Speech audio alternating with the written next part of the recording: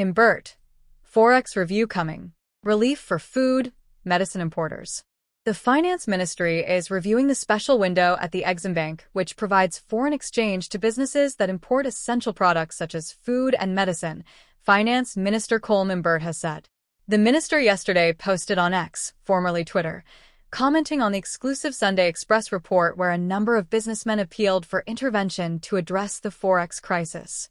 They said they are unable to pay for basic food items because of their inability to access United States dollars for the last 2 months.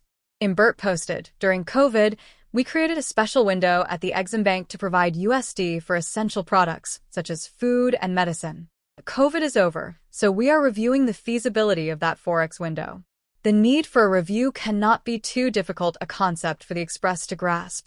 The minister did not provide any information on when this review will be completed or what interim relief could be provided to wholesalers to ensure they are able to continue importing basic foods such as potatoes, rice, onions, garlic, sugar, saltfish, pigtail, and oil.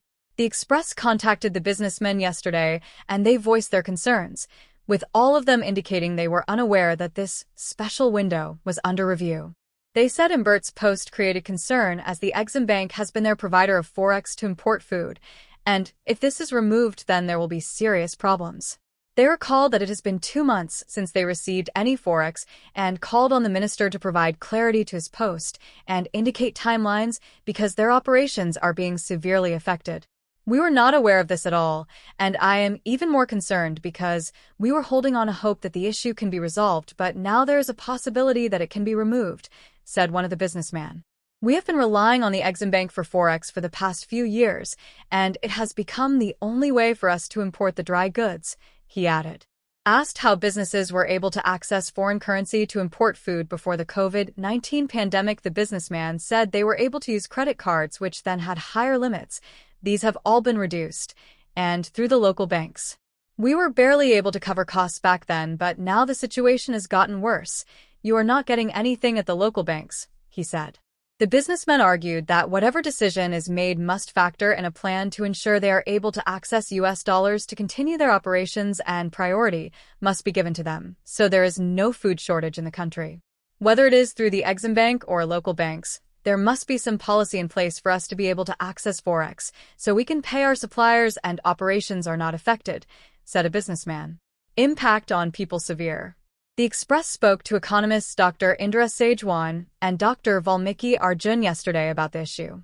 The world has been in a post-COVID state since 2021. We're in 2024.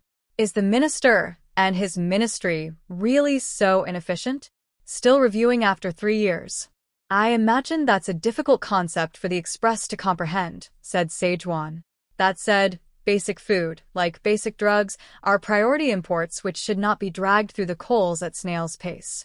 The impact on the average person is too severe. There is no discretionary money in people's pockets to be continuously allocating more and more for same or less. She said there was a need for Imbert to act and resolve this issue. A caring minister would understand this and act expeditiously. What is there to be revising for 3 years? This is a no-brainer. As I recommended in my own piece on this issue, allocate a designated line of US for the importation of those basic food items which are necessities to affordably feed ourselves, and establish clear reporting guidelines to ensure it's not abused, she advised. Arjun said, after the end of COVID, essential items like food and pharmaceuticals still required reliable Forex access. Without it, local supply will tighten, driving prices up, he stressed. Arjun said there was inequity in Forex distribution within the commercial banking system, as larger importers valued by banks for their substantial loans or mortgages are prioritized for Forex access. The Exim Bank's allocation has helped ease this inequity, especially for smaller suppliers of essentials like pharmaceuticals, who might not receive sufficient Forex otherwise. Reducing or ending this allocation would widen the gap, leaving small and medium importers of essentials struggling for Forex while larger importers continue with ample supply, he said.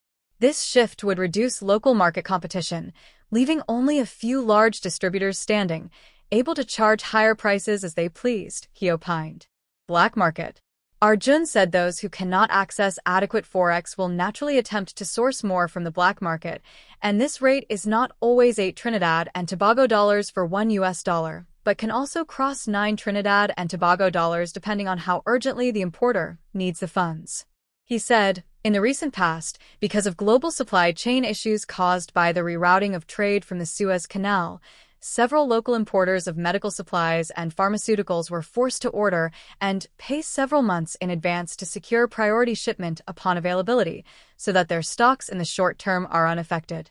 However, securing the necessary foreign exchange for upfront payment is challenging for many, causing some to pay higher black market rates to secure items from suppliers, he noted. Arjun said it was likely that some who sold forex on the black market might source these funds from the underground drug economy, which transacts in US dollars. Contributing to this strain are rising shipping costs, with the Drewry's World Container Index peaking at US $5,937 in July 2024, a significant increase from US $1,369 in October 2023, he said. Additional challenges include customs overtime charges and port delays, resulting in high rent and demurrage fees, all of which escalate business expenses, he added. Consequently, while there is still no indication of this happening yet, if the Exim Bank allocation for essentials is lowered or eliminated, these compounded costs and reliance on black market forex are likely to drive up local prices and cause shortages of critical goods, he said. Arjun said the port rental charge rate should be reduced, and staffing at the Port of Spain should be increased during peak months by reallocating customs workers from underutilized customs areas. He said this strategy will expedite item clearance and lower business costs.